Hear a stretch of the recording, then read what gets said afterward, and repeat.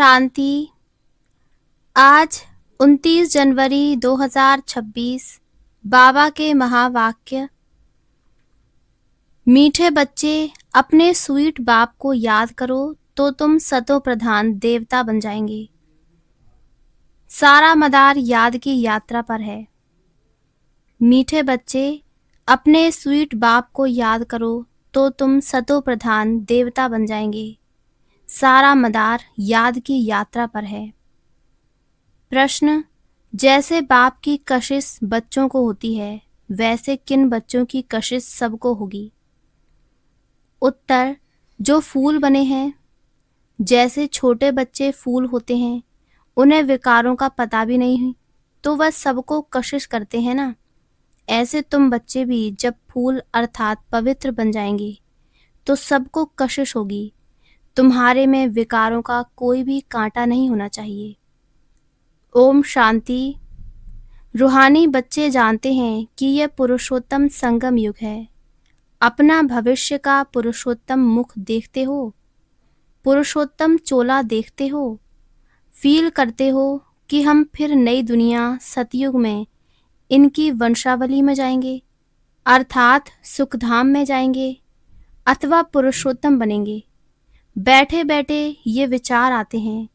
Student जो पढ़ते हैं, तो जो दर्जा पढ़ते हैं वह जरूर बुद्धि में होगा ना। मैं बैरिस्टर या फलाना बनूंगा।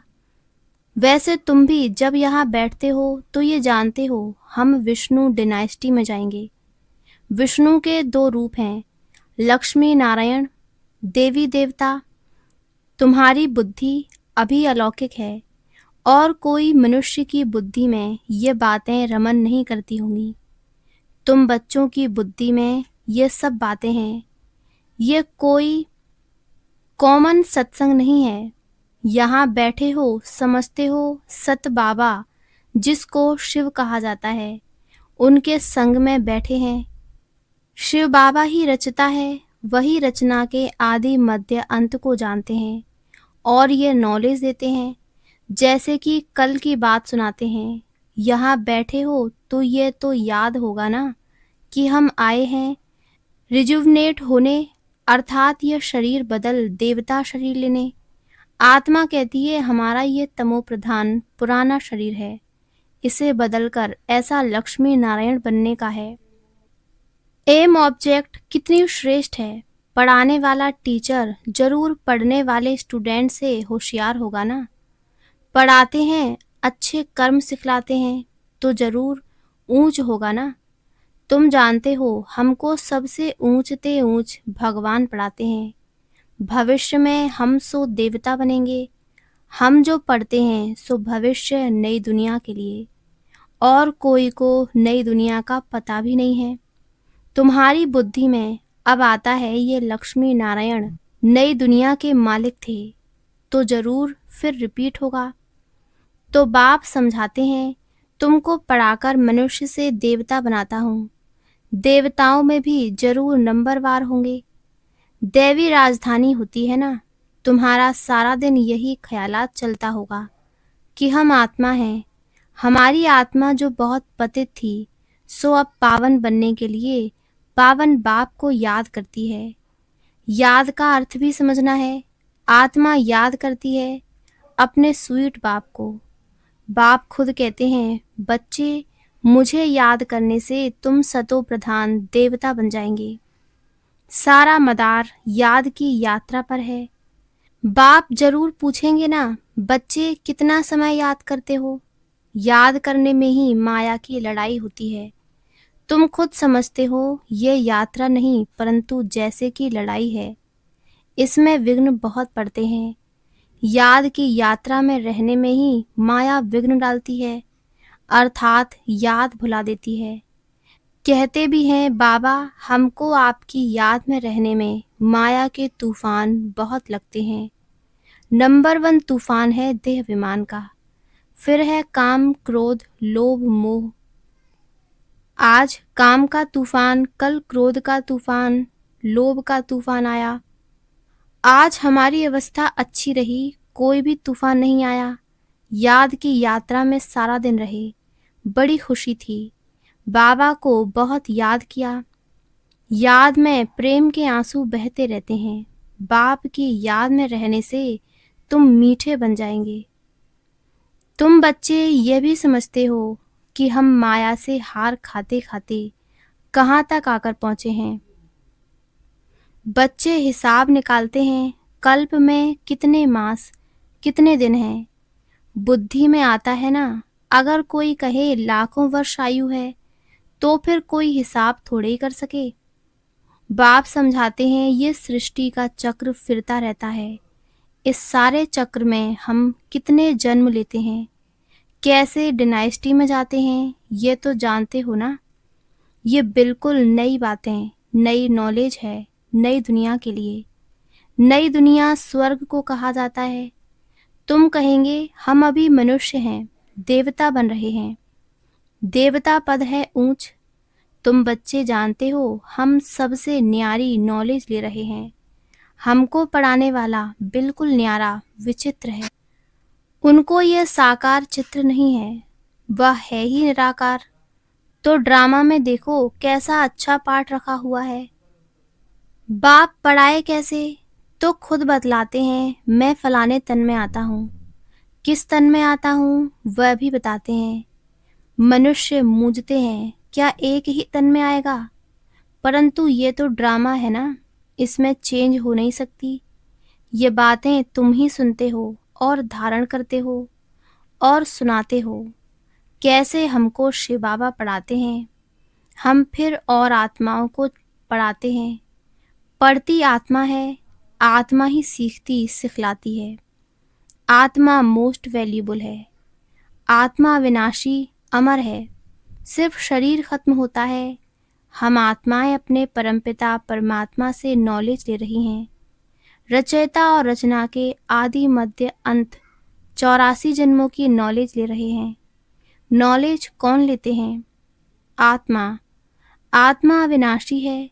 मोह भी रखना चाहिए अविनाशी चीज में, न कि विनाशी चीज में। इतना समय तुम विनाशी शरीर में मोह रखते आए हो।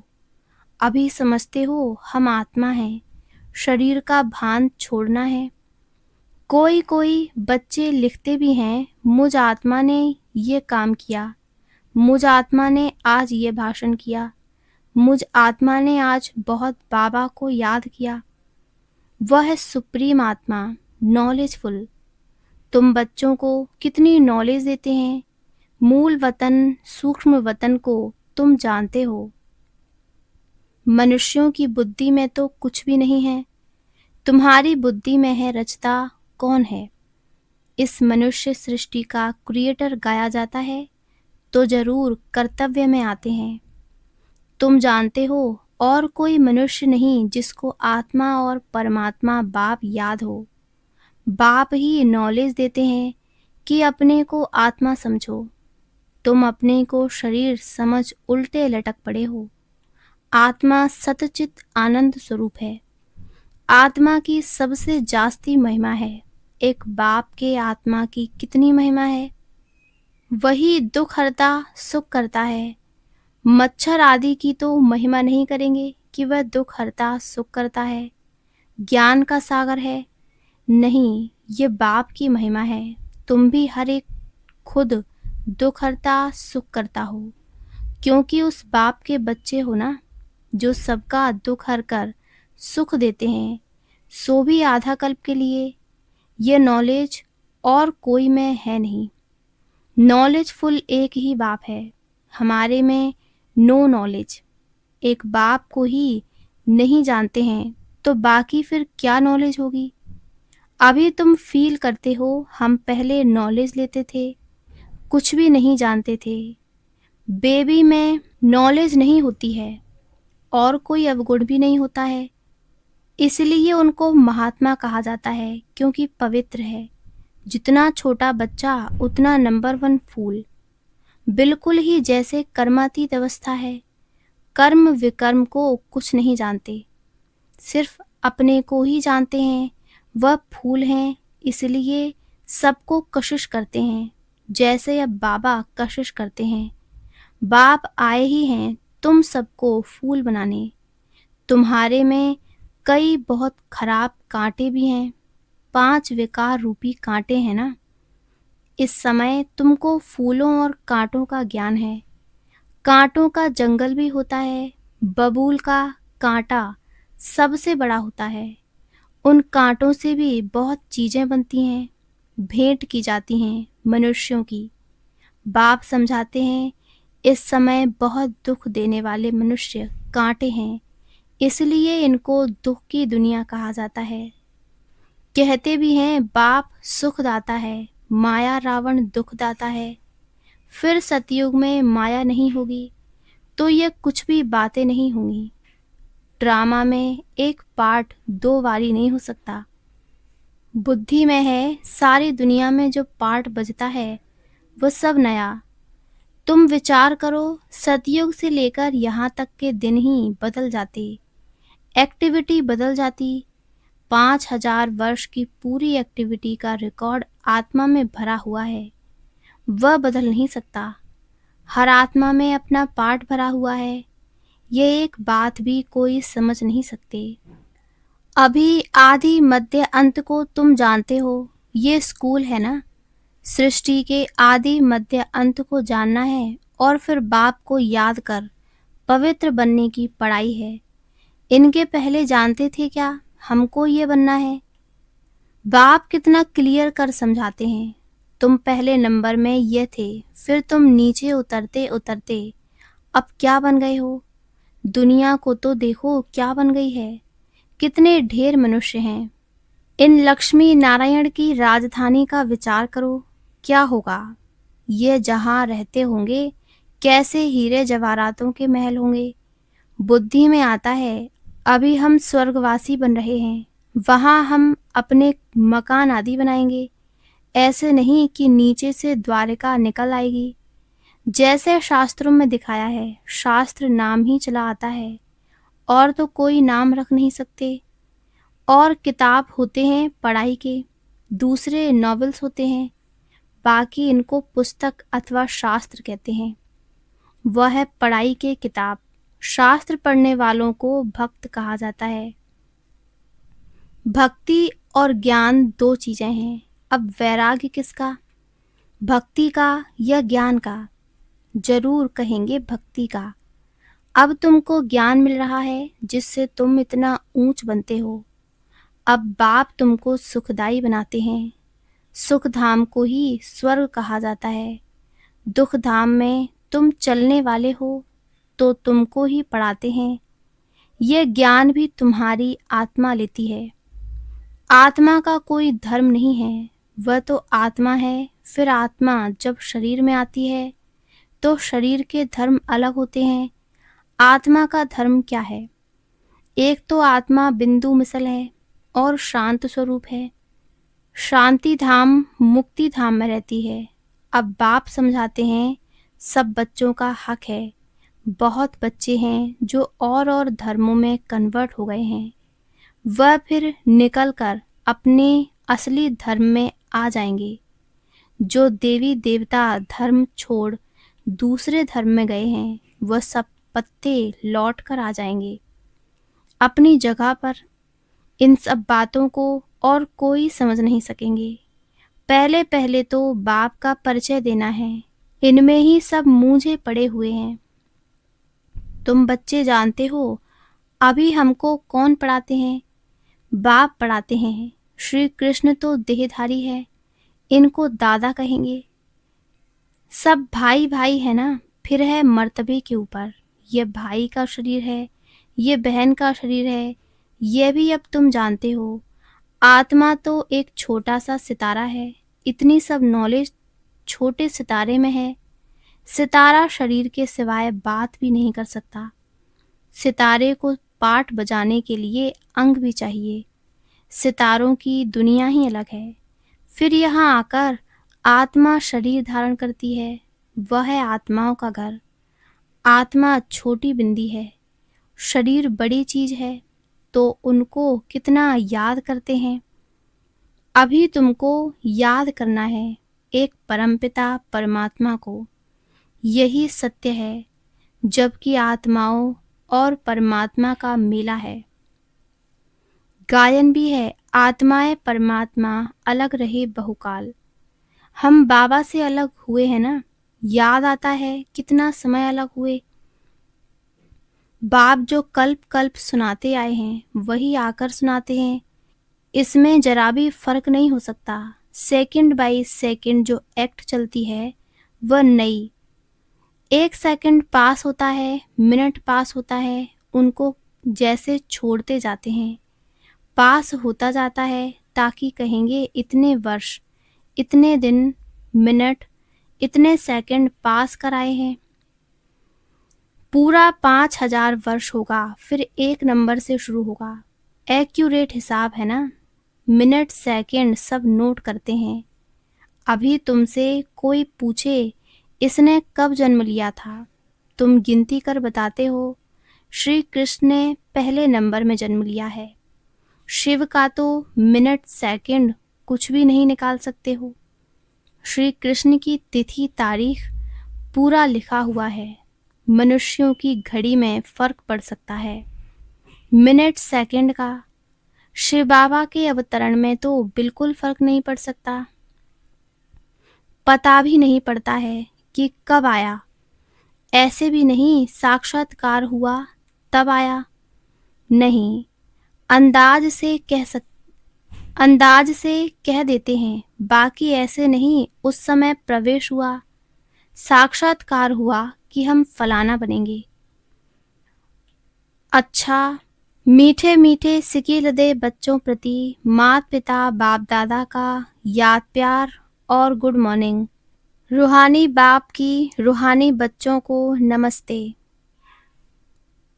धारणा के लिए मुख्य सार। पहला, सुखधाम में चलने के लिए सुखदाई बनना है, सबके दुख हरकर सुख देना है, कभी भी दुखदाई कांटा नहीं बनना है। दूसरा, इस विनाशी शरीर में आत्मा ही मोस्ट वैल्यूबल है, वही अमर अविनाशी है, इसलिए अविनाशी चीज से प्यार रखना है, देह का भान मिटा देना है। वरदान, अपने अनादि आदि स्वरूप की स्मृति से निर्बंधन बनने और बनाने वाले मरजीवा भव। अपने अनादि आदि स्वरूप की स्मृति से निर्बंधन बनने और बनाने वाले मरजीवा भव। जैसे बाप लोन लेता है, बंधन में नहीं आता, ऐसे आप मरजीवा जन्म वाले बच्चे शरीर के, संस्कारों के, स्वभाव के बंधनों से मुक्त बनो। जब चाहें, जैसे चाहें वैसे संस्कार अपने बना लो। जैसे बाप निर्बंधन है, ऐसे निर्बंधन बनो। मूल वतन की स्थिति में स्थित होकर फिर नीचे आओ। अपने अनादि आदि स्वरूप की स्मृति में रहो। अवतरित हुई आत्मा समझकर कर्म करो तो और भी आपको फॉलो करेंगे। स्लोगन, याद की वृत्ति से वायुमंडल को पावरफुल बनाना, यही मनसा सेवा है। अव्यक्त इशारे, इस अव्यक्ति मास में बंधन मुक्त रहे, जीवन मुक्त स्थिति का अनुभव करो। जब तक किसी भी प्रकार का लगाव है, चाहे वह संकल्प के रूप में हो, चाहे संबंध के रूप में, चाहे संपर्क के रूप में, चाहे अपनी कोई विशेषता की तरफ हो, कोई भी लगाव बंधन युक्त कर देगा। वह लगाव अशरीरी बनने नहीं देगा और वह विश्व कल्याणकारी भी बना नहीं सकेगा। इसलिए पहले स्वयं लगाव मुक्त बनो, तब विश्व को मुक्ति व जीवन मुक्ति का वर्षा दिला सकेंगे। अच्छा, ओम शांति, ओम शांति, ओम शांति।